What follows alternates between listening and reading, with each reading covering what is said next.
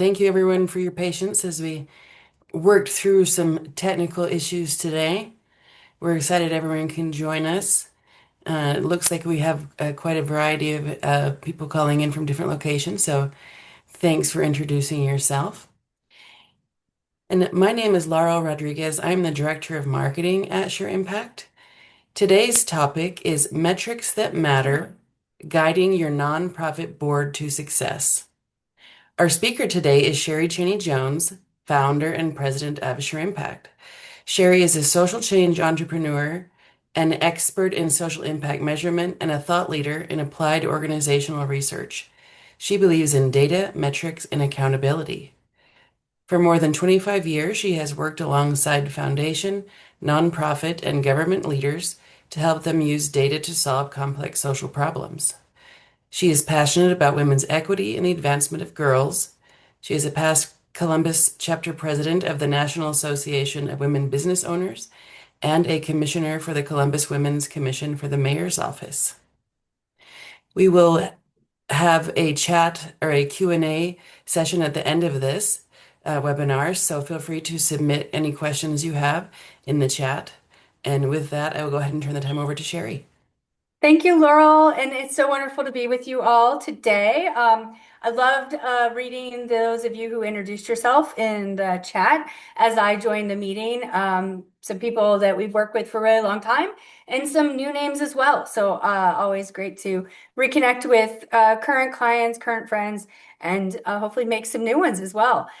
So I am excited today to talk about impact measurement, but from a slightly different lens than what we normally talk about. So a lot of times I'm speaking about to the data people, to the program staff, to even the leadership related to data that they should be using and how they should be using it. But today our lens is around nonprofit boards.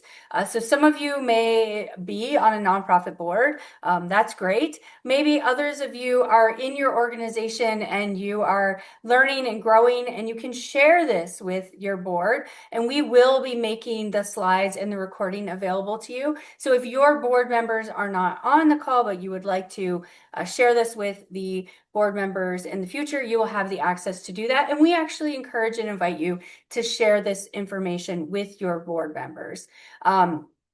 Because what we know is what we focus on grows, and your board members know that as well. But research shows time and time again that what we put our attention to is what we focus on is what happens in the world. And so the same thing is true with data and metrics, that the metrics that we manage to, the metrics that we focus on are the direction in which we will take our organizations. And I believe, and I'm willing to be bold and brave with you all today, is that I believe that we have a crisis among the nonprofits in our current world because we're focusing on the wrong things. And because we're measuring the wrong things and we're focusing on the wrong things, we aren't going to get the results that we want. And so let me explain. So the majority of people who sit on nonprofit boards are leaders. It's like there's some great things to be true, right? That a lot of times people who have reached pivotal moments in their careers, whether they've retired from industry or they have a high position in one of the major community or organizations within your community, they choose to sit on boards as a way to give back, as a way to share their leadership expertise and knowledge and skill. And all of that is great. And so I hear boards all the time ask this particular question: can we, or we should run our nonprofit more like a for-profit? And if we were all in a room together, I would ask you all to raise your hand and say, how many people have been told by a board member to run their nonprofit more like a business? And that's fine. There's nothing wrong with that statement, or there's nothing wrong with that sentiment. Because what they mean when they're saying that is, hey, we should be more strategic. We should be more data-driven. We should be more effective and efficient and, understand the ROI and the cost, right? They're looking at it from a place of, I think, love. But they might be missing a component. And this is where you all, if you're not a board member, and if you are a board member, congratulations for joining the webinar. But if you are someone who works within the nonprofit and are wanting to educate yourself so that you can talk to your board members about the right metrics to use and manage to, you can share this with them. And that is something that I've spent my past 25 years in this industry trying to answer this question, understand this question, and that is, can we run or should we run nonprofits like a business, like for profits? Should we just read all of the leadership books out there and say, okay, let's apply everything that we're learning? And so the answer that I have come to a conclusion is yes, and it's more complicated. And it's very important that our board composition, those people who run our nonprofits at the leadership level, at the board level, understand this fundamental difference. So if you share nothing else with your board, these next two slides will be key and critical for them to understand. So if your board members, if the majority of them are coming from a for-profit industry, this is their business model in a nutshell. The consumer has a problem, meaning there's someone in your community who has a problem and they have money, and then that organization provides a service. Right? So it's, I have a problem, but I have money. You're the business. You can solve my problem. So I give you money. And sometimes it's not a problem. It might be a need or a want or desire, but I have a problem, want, need, or desire. I have the money. The business provides the service. I pay for that service. If that need, desire, want, problem is solved to my satisfaction or above, guess what? I refer again. I tell my friends about it. I write positive reviews on Yelp.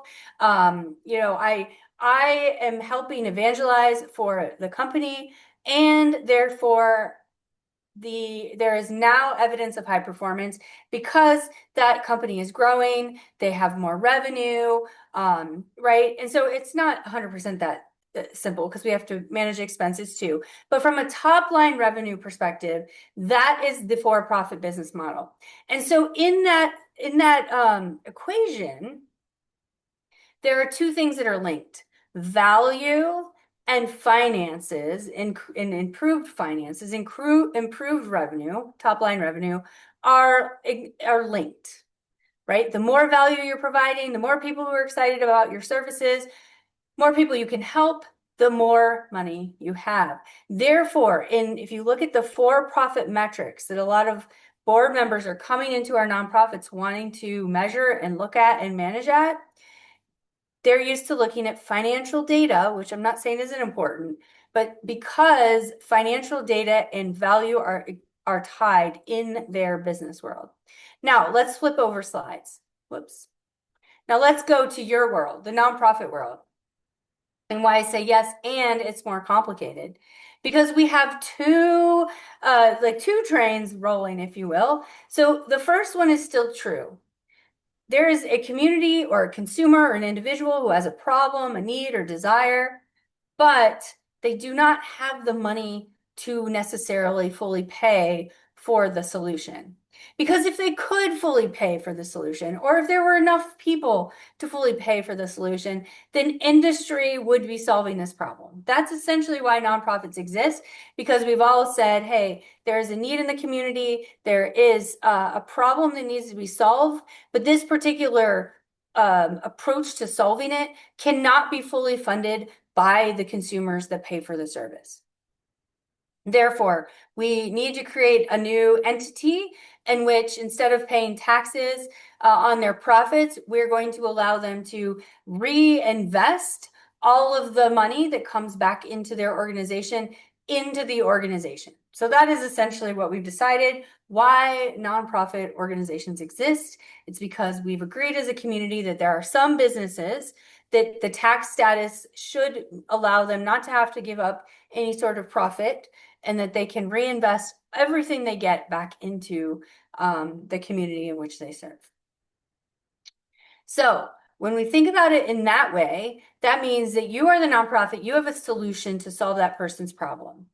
And if they engage in your services, hopefully now the consumer is better off.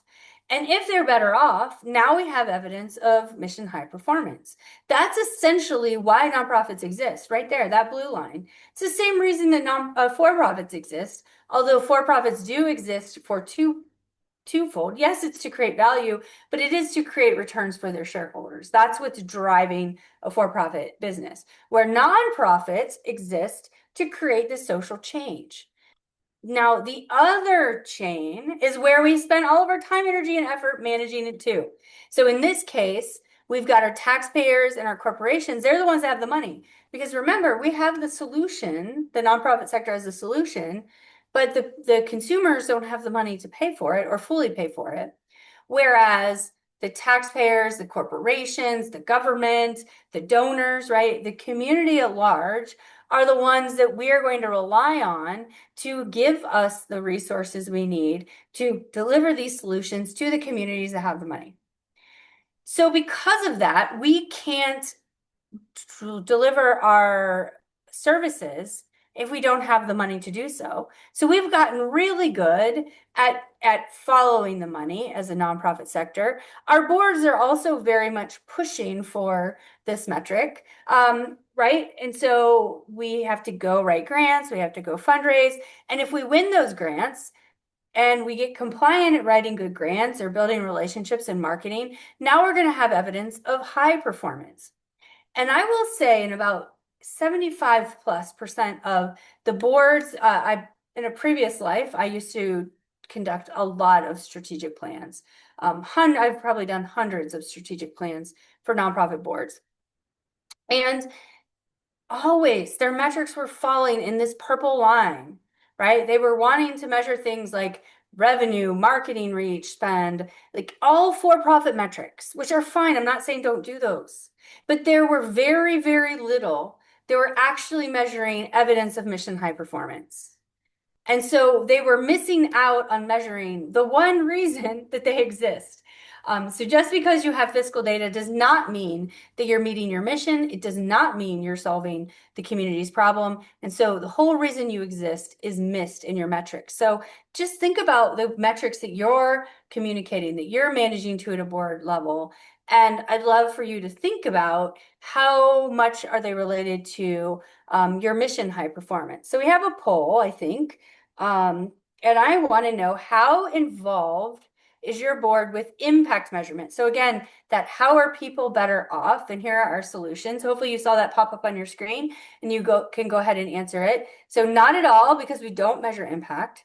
Not at all, because we don't share it with the board. Maybe you provide an annual report to the board.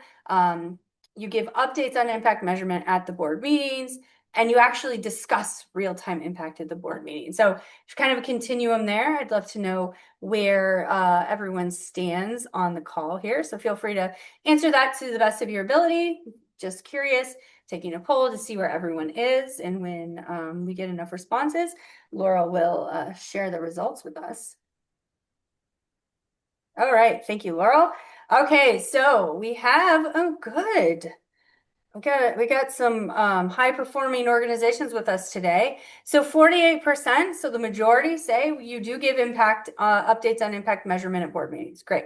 I'm glad to hear that at least slightly less than half are at least doing that. We've got 14%. This is like our high gold star winners are discussing real-time impact measurement of board members, probably SureImpact customers. And then we've got 26% say they just provide annual impact to the board. And I'm glad to know that less than 12% we don't talk about impact measurement at all with our board. So very good. Thank you for giving us that information or answering that. So we're going to talk today about how we can move our board members to be more high impact board members, where they are focusing and helping your leadership team and your staff focus on the right metrics. So according to Candid, here are the elements of a high impact board member. Well, the first one is they're embracing the organization's mission. So that's pretty reasonable, that we are in love with, we're excited about, we managed to why the organization exists. So again, if you go back to that slide, it's that blue trail that we were talking about. They want to innovate so programs can evolve and expand to meet the community's needs. So status quo is not enough. That what we really need to do is understand what does drive real social change or that mission that we have, and then we're going to continue to innovate and evolve so that we can continue to live into that mission. Good board members also ask hard questions about ideas and plans to make them better. So again, they're not just kind of phoning it in or just doing what we've always done, that they're really managing to that mission of the organization. They play an active role in development of ideas and plans. So again, they're at the strategic level, not the do level, not micromanaging, but they're actively helping the organization overcome challenges to achieve that mission. And to do any of these tasks, we need data to make the best decisions. Again, what we focus on grows. What we measure and manage to is what we're going to get. So we need to make sure that we're having that impact data to help us drive our decisions forward. And a lot of times boards don't have that impact data for the very reasons I opened this presentation with, and that is they don't know what they don't know. They don't even know that they don't have impact data. So let's look at if we're looking at our board and we're trying to figure out, make those strategic decisions, decide where we're going to put our resources, what actions and activities we're going to focus on.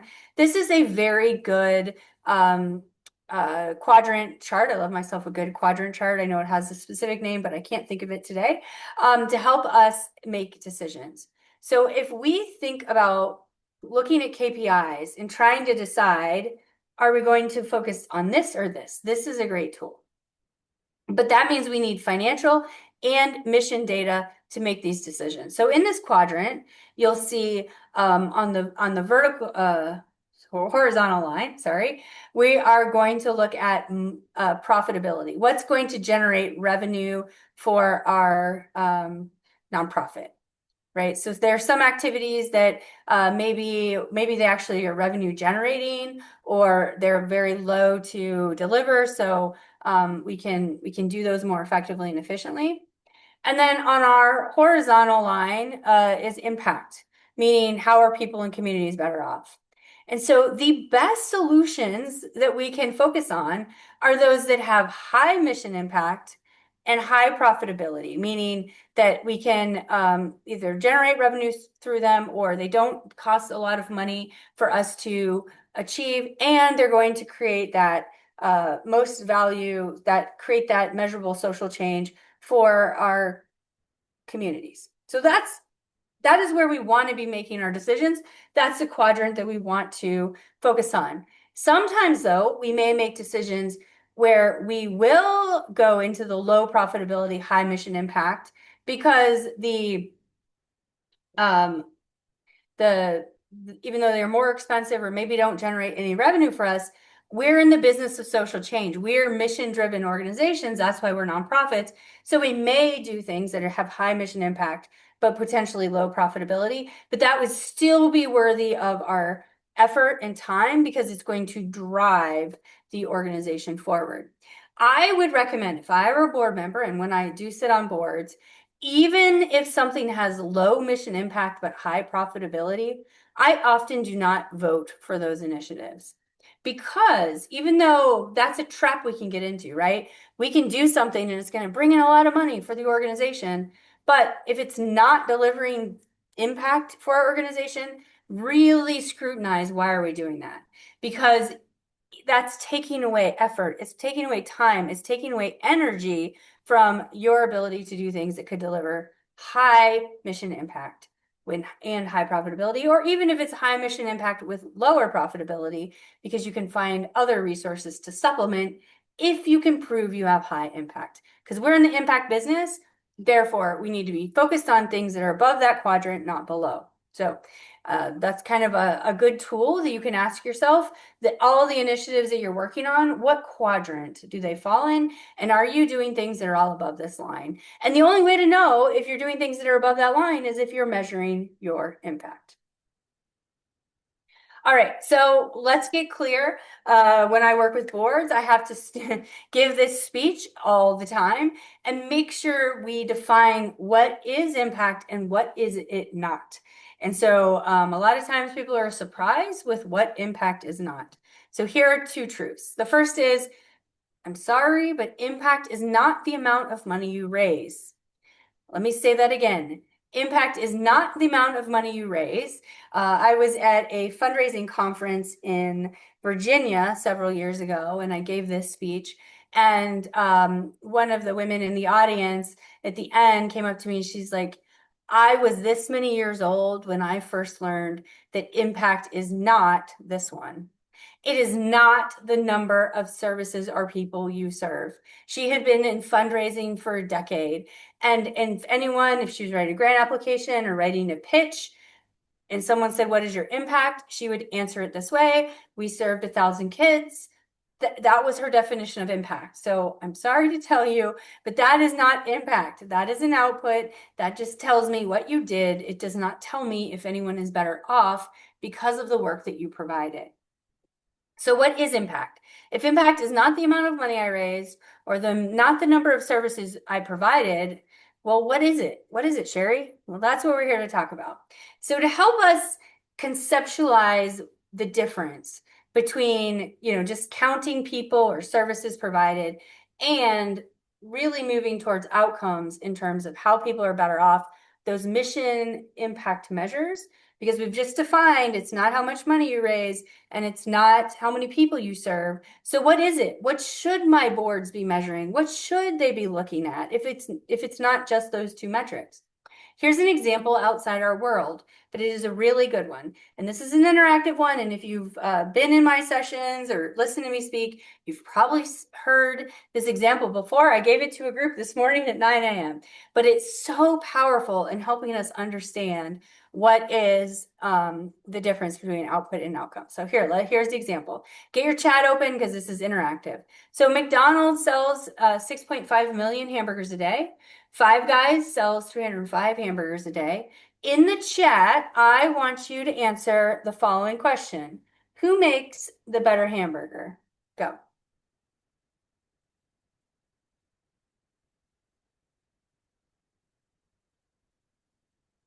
All right, votes are coming in. Oh, Five Guys is winning by a lot. Depends on what your goals are. Thank you, Kathleen. You got a lot of Five Guys. Don't know. Okay. If you're a vegetarian, you can abstain. Awesome. Okay, so votes are in. By and large, I've yet to see anyone answer McDonald's yet. We have, oh, good. Doris says define better. Very good. But by far, you have given me a Five Guys answer. Now, all right, yes, Kirsten, you may vote for McDonald's. I have no qualms with McDonald's organization. By and large, just this is my exercise. So so you answered the question. The majority of you answered Five Guys because I didn't ask you who had the better corporate policies. I didn't ask you who was a better run company. I asked you who made a better hamburger. And so you likely made your decision based on taste, quality, you've eaten it before. You can see them make the burger right there in front of you. So you made your decision all on a lot of different factors than the number of hamburgers that were sold. Now think about your grant application. So if you're applying for a grant with another nonprofit and you're both in the affordable housing space, and one person says, I've served 1,000 people, and the other person says, I served 100 people, that does not tell us who has helped achieve affordable housing or who has helped people and their communities are better off, right? And so that is what we want you to move towards, is not counting hamburgers, not counting the services you provide, but going to that better off, those outcomes. And so I use this example to help people understand that counting number of people served doesn't tell me, are you making what quality of hamburger are you making? So we want to move you and your boards to understand these outcome-based impact statements, not just your output statement. So your output only statements are things like, I provided recreational youth to 100 underprivileged youth. Great. I know what you did and how many people you served. That's fine. That's not impact. Let's look at this output-based statement. That through recreational programming serving 100 youth, I improved on average the reading comprehension by 2 grade levels.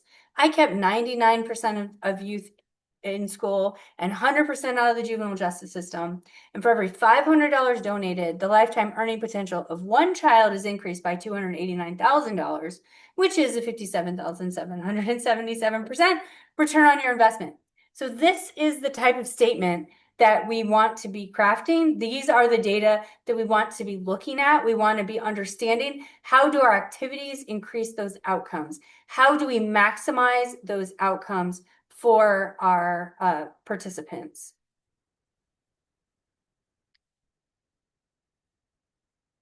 All right. So we are going to move towards, how do we create this for our boards? How do we make sure our boards are having the right metrics so they can tell this story that will drive revenue? Now, obviously, it will take, if you are in that space where you don't have real-time outcomes data, or if you're in the space where you're just collecting data every year and giving it to the board and they're not using it strategically in their board meetings to make decisions, to help align strategies and actions. So we have those high impact actions, that's where we're going with the organization. A lot of times we hear boards say, well, that would be nice to have, or those activities are good, or that requires a culture change and we don't want to invest in that culture change. Well, here is how we dispel those myths. This is research from my book, Impact and Excellence. And what I did several years ago now is I studied, again, trying to answer that question, can we run nonprofits like government? Like businesses.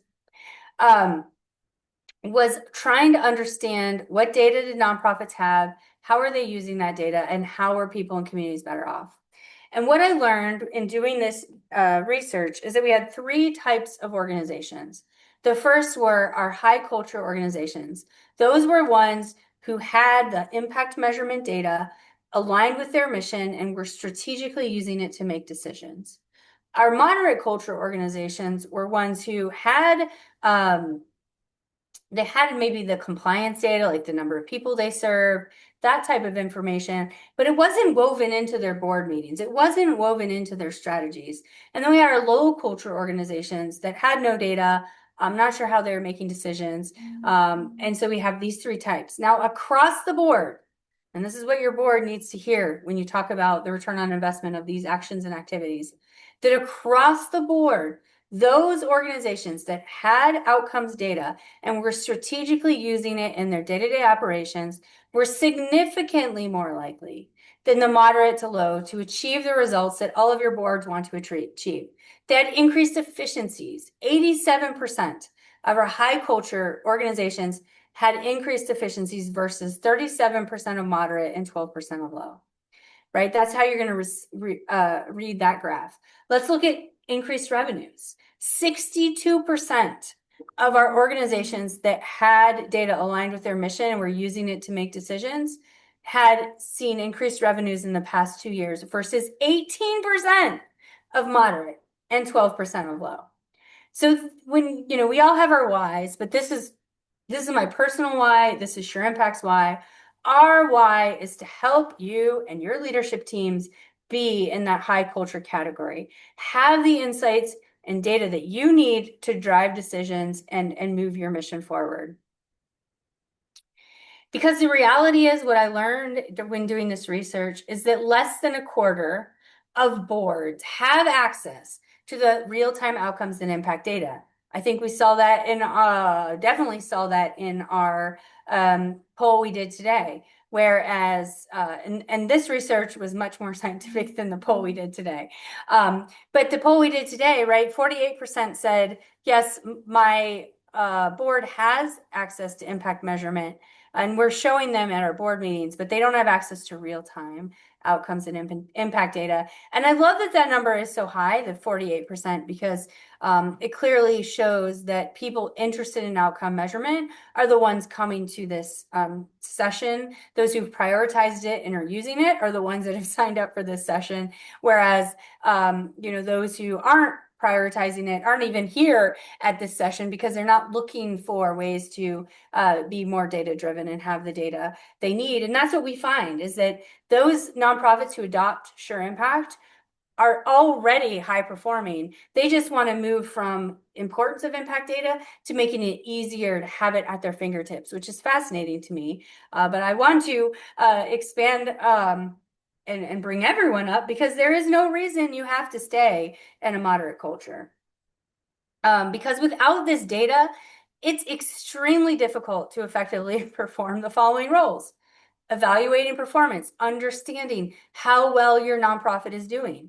It's also very hard to plan, to do any sort of strategic planning if you don't know how effective you are at meeting your mission. It's also very difficult to monitor and strengthen performance relationship to your mission if you don't have benchmarks or places and goals to set. How are you going to set a goal if you don't even know what your success rate is in terms of keeping kids out of the juvenile justice system or increasing their proficiencies or whatever your mission is? If you don't have metrics related to that, how can you improve them? How can you set goals and targets? Also, how can you ensure you have the adequate resources you need to get to the results you want if you don't know your cost per success, if you don't know how much it costs to get one family to a successful outcome? And you can't do that without having outcomes data. So if I'm talking to board members and I'm sharing this information with them and they aren't in our high culture group, I have to be honest with them and say, you can't do your job. This is the job of board members. And without those data points, without access to that information at the ready, you can't do your job. So this should be the number one priority of any board member if it doesn't exist. And I'm fascinated and baffled by the amount of board members who will not prioritize or fund the process of developing impact measurement at the ready when all these things cannot be done without it. And last and not least, how are you going to enhance your organization's public standing, which is what helps you get line items. It helps you increase your revenues. It helps you get donations when times are tough. All of this is so important. So how are we going to improve our boards by focusing on impact measurement? How do they benefit? Well, their job, one of the board's jobs is to set your organization up for success. And your organization cannot do all those functions unless they have access to outcome measures. So that's how a board can set their organization up for success, is set a strategy, invest in the processes and tools and technology to help your organization be outcomes and impact centric. You also, it's part of your job to ensure your organization is meeting the community's needs. Remember that that chart I showed you where the consumer has a problem and your nonprofit has a solution? Well, we need to make sure that those two things are true. Sometimes, right, wrong, or indifferent, nonprofits have a mission that they're trying to achieve. The consumers may have a problem, but they're mismatching. They're not delivering their services in a way that is meeting the customer's needs and getting the results. And without collecting data, without understanding the relationship between who you're serving, what you're doing with them, and the results that they're getting, there is no way we can improve, at least effectively and efficiently, improve and continuously improve to meet the needs of our community and continue to grow and expand. It's a responsibility of the board to ensure equitable outcomes. I started in my career as the deputy director of program evaluation with the juvenile courts. And when I started, we found out that we were not having equal outcomes for equal populations. And that was very concerning because what that showed us is that there were segments of our community that, although the courts are for everyone, those programs are for everyone, that we were leaving certain populations behind. Sometimes it was race, sometimes it was gender, sometimes it was by zip code. And so it's really important that we understand that we are creating equal outcomes for equal people, which is part of why SureImpact just innately analyzes all of your data through an equitable lens. You also need to strengthen your organization's impact story. Remember the slide I showed you where said that 62% of nonprofits with impact data were able to raise more money versus 18% and 12. Also, 87 or 89% of nonprofits with outcomes data were able to create better external relationships, right? It's your job as a board member to make sure that your nonprofit is the best it possibly can be. And without impact data, you are leaving money on the table and provide better fiscal stewardship. I mentioned this morning, I was at a meeting with a bunch of funders in the community and listening to these funders, and they're funders that have SureImpact and use SureImpact as a tool to help understand the impact of all their grant making. But they were, talking about, hey, we have a finite set of resources and we want to be fiscal stewards of these resources that we're entrusted with to grant out into the community. And so investing in the highest impact programs is what we want to do. And that's how we're using leveraging SureImpact. And you know what's fascinating to me is not only have they weren't using the SureImpact data as punitive, they were using it as a learning tool and curiosity. But it was that leaders, they were using it as an evaluation of the leaders within the organizations that they desire to fund. And this was new to me. This was something that I heard, and it just like, it was hot. It was new to me. So I'm excited to share it with you today. And that is that when they saw leadership prioritizing and making a commitment to collecting and managing to, and weren't resistant to collecting and managing to outcomes data, then they viewed those leaders as worthy of their investment. So again, do you want to be on a board that is prioritizing investing in impact measurement? Because those funders, that they're watching, they're looking at what boards make decisions on and why they make decisions. So how are we going to set up our organization for success? Well, the first thing we can do is, like that poll we asked you at the beginning, assess the current state. There's that old proverb about the best time to plant a tree was 20 years ago.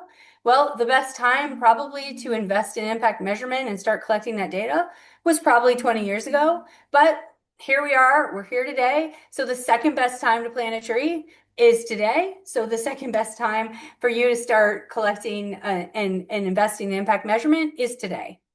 So assess your state, assess the current state. Look at the metrics that your leadership is providing. Look at the metrics that your organization is collecting, and ask yourself, do we have the right data? Can we talk about how people are better off? Do I have a real-time insight into the relationships between what I do, how well we do it, and how people are better off?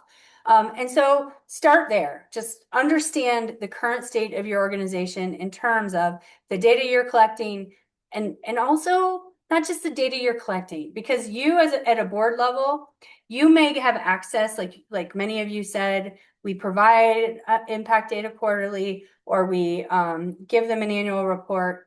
Dig deeper than just, oh, I don't know, the data shows up in my board reports. Dig deeper and figure out how much time, energy, and effort your team and staff are putting in to get that data. Dig deeper.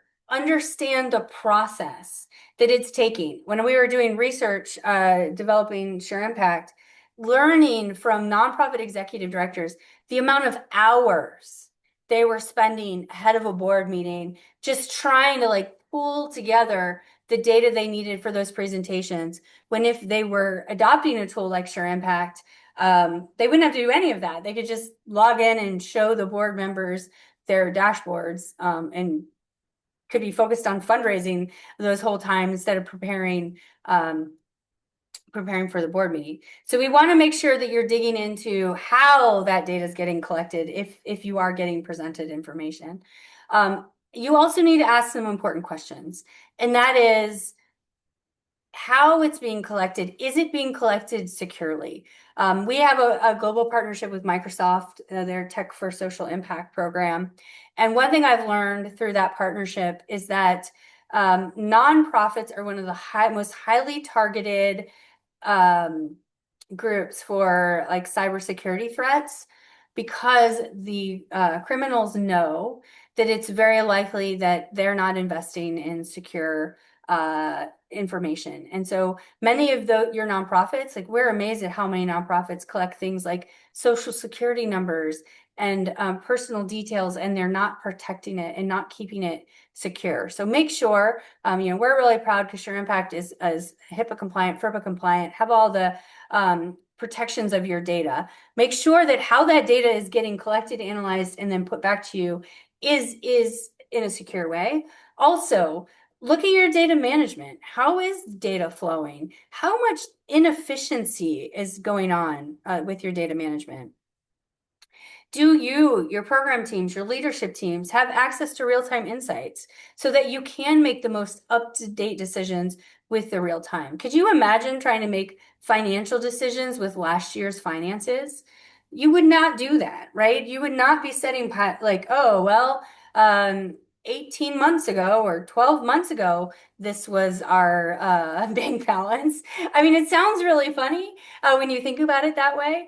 But that's what you're doing if you're looking at a 12-month-old impact report and making decisions based on that. That is old news. So we want to make sure we have the most real-time insights that we can to be doing our job successful.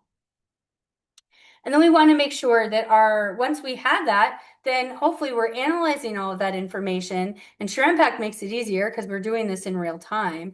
But we want to make sure we're not leaving anyone behind. We want to make sure we're meeting the target populations that we want to meet, that we're creating equal outcomes for equal people, or for all people equally. So make sure that you have a system in place to know this if you don't already.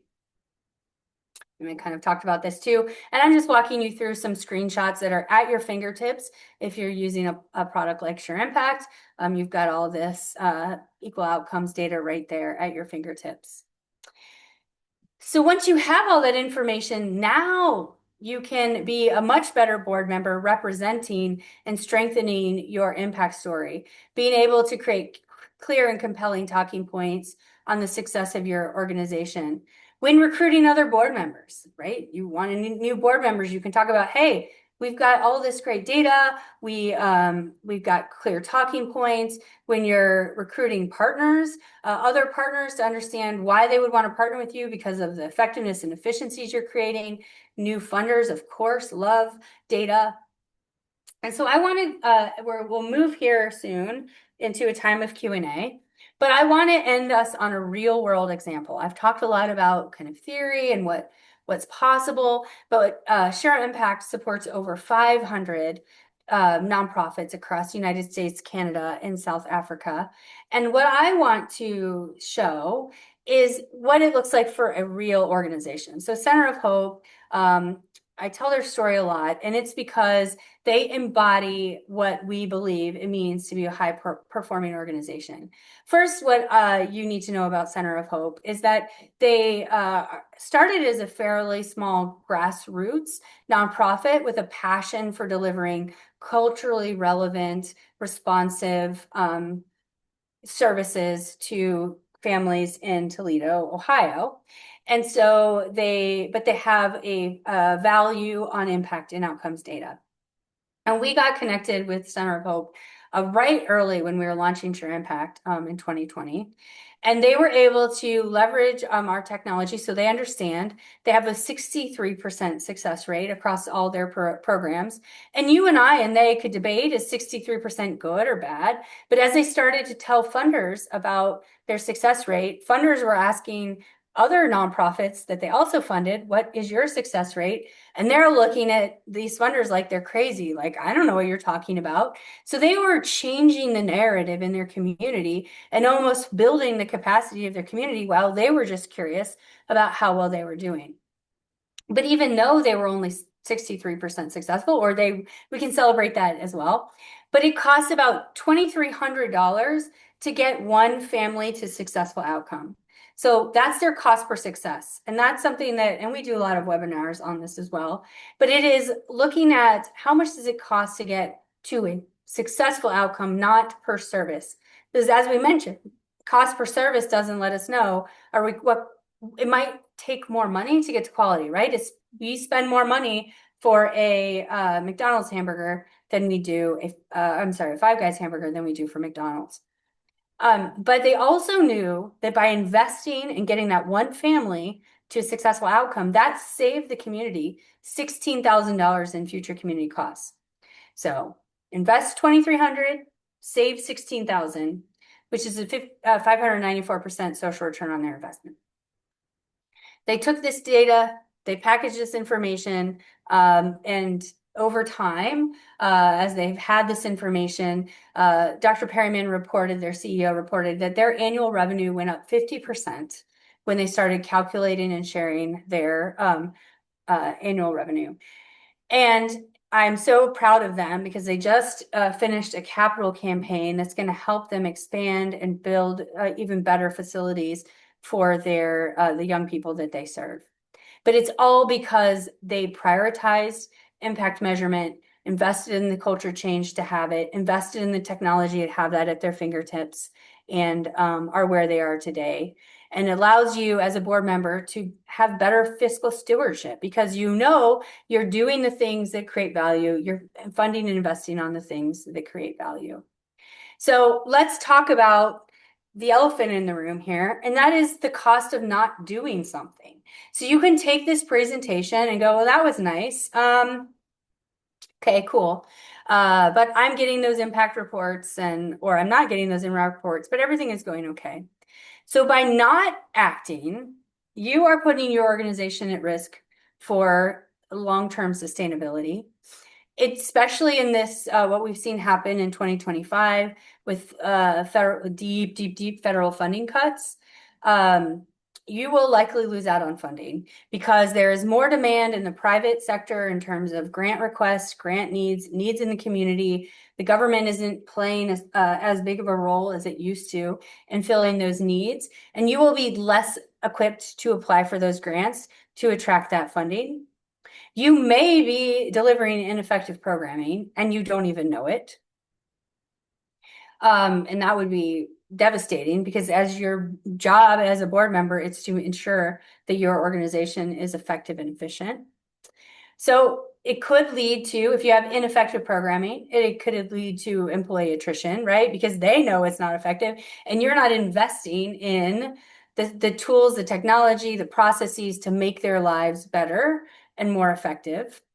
And then worse off is it because you don't have this impact data, you can't expand your relevance in the community. You could lose relevance and you could go out of business. I just learned of a nonprofit in our community, very well known, very well known organization. And they just closed their doors without even telling their patients. But they lost relevance. They didn't have data to prove that they were an engine and impact in community. And so they lost community favor, they lost funding, and now they no longer exist. And unfortunately, there are people who did care when they closed their doors. And now they have to scramble to find services elsewhere.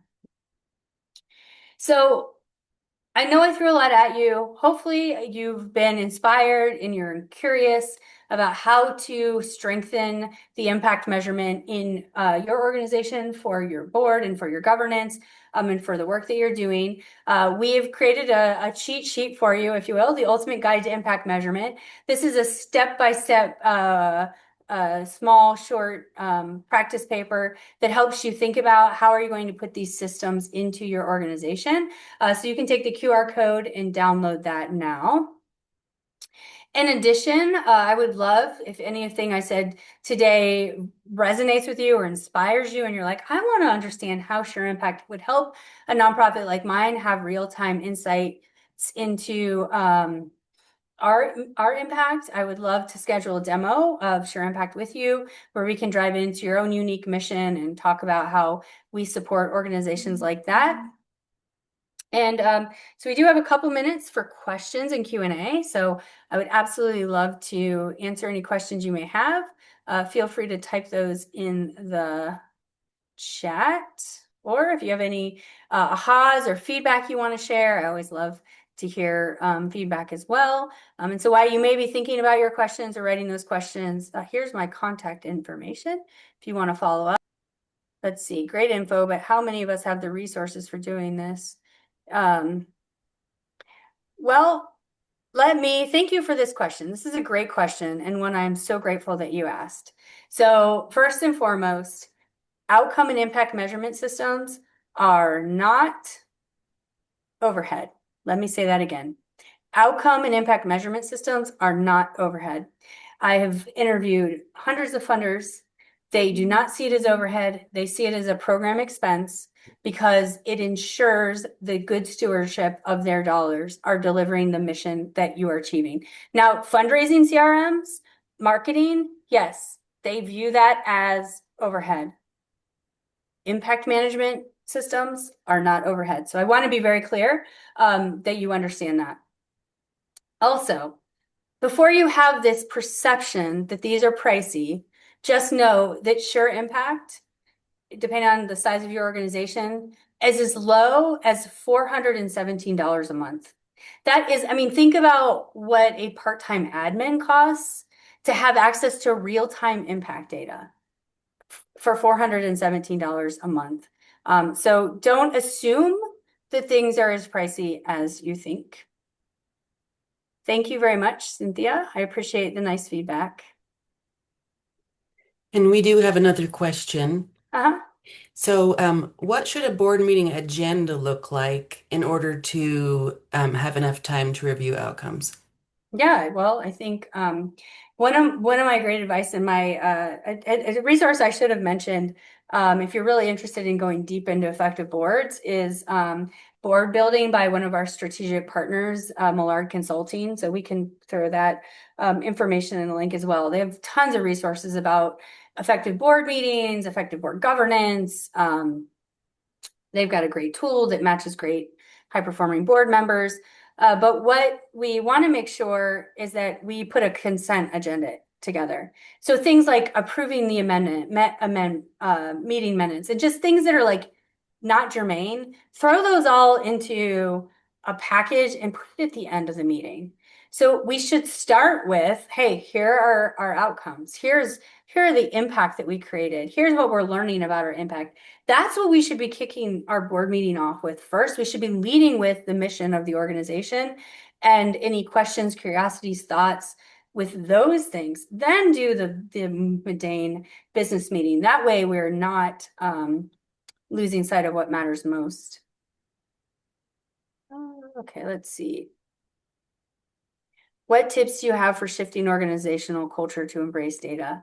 Well, I think first and foremost, it has to start from leadership. What we found is the willingness and the leadership, commitment of leadership will drive the culture of the organization forward. And so if a leader prioritizes it, so for, we have the privilege of working with, these hundreds of nonprofits who have committed to impact and outcome measurement. But when they start the implementation of something like SureImpact, not all staff are on board. We had one staff stay to Laurel once over my dead body while I'd be using technology. Well, that organization eventually started using the technology. So it's about leadership coming alongside and helping remove barriers but using that data, talking about it, going into if you're using SureImpact, going into SureImpact, pulling up a dashboard, asking questions. We have a lot of audits and reports that help us understand who's been using it and who hasn't. And ask those questions, and that's how we'll eventually drive culture change, is just to start and know it's an ongoing iterative process. Let's see, we've got a question about how time intensive is it for data entry to get the results you want? In our HMIS systems, which is timely, that is what seems to be the barrier, the user time. Well, so we do have partners who also have to use HMIS systems for their funder. SureImpact, we get feedback that we're easier to use in Excel. We make entering data, recording who you're serving, putting in client profiles really easy. And even if you do have to use a system like HMIS, where you have to input data, but you don't necessarily get any information out, you can upload data into SureImpact. So we have a lot of partners who, although they have to use HMIS for a funding relationship, because they have HUD dollars, they upload their data into SureImpact, and then they use SureImpact for all of their non-HUD funded programs. And even for their HUD funded programs, it's all being analyzed for them in a way that their HMIS system is not. So anyway, happy to give you a demo so you can see how easy it is. Thank you, Mark, for the feedback. Great. So you looks like you have an organization that has a license for SureImpact. That's good to hear. And yeah, please dig deeper into your SureImpact data. And if you are a SureImpact customer, a board member, or even a staff user of SureImpact, our team at support@sureimpact.com is always, well, it's always there for our customers. If you are not a customer yet, reach out to me. But our support team would, is always happy to retrain your team on how to use analytics, how to find reports. So if you ever have questions like that, our team is here for you as well. Let's see what we'll make sure we put it in the chat, but I was speaking about Millard Consulting is their website, and they have a lot of great resources on board governance and board effectiveness and efficiency. So I would recommend you look at their resources for those types of things. Thank you, Laurel. Yeah, and thank you everyone so much for joining us. We are out of time today, so we'll go ahead and wrap up. I will make sure to include a link to Millard Consulting's board building information. Like Sheri said, there's a lot of really great resources about boards there. And I will be sending out as well the slides and recording for this webinar and a link to the Ultimate Guide in case you didn't have a chance to grab that. And we hope we are able to see you at future webinars. Thank you for joining. Thank you. Bye-bye.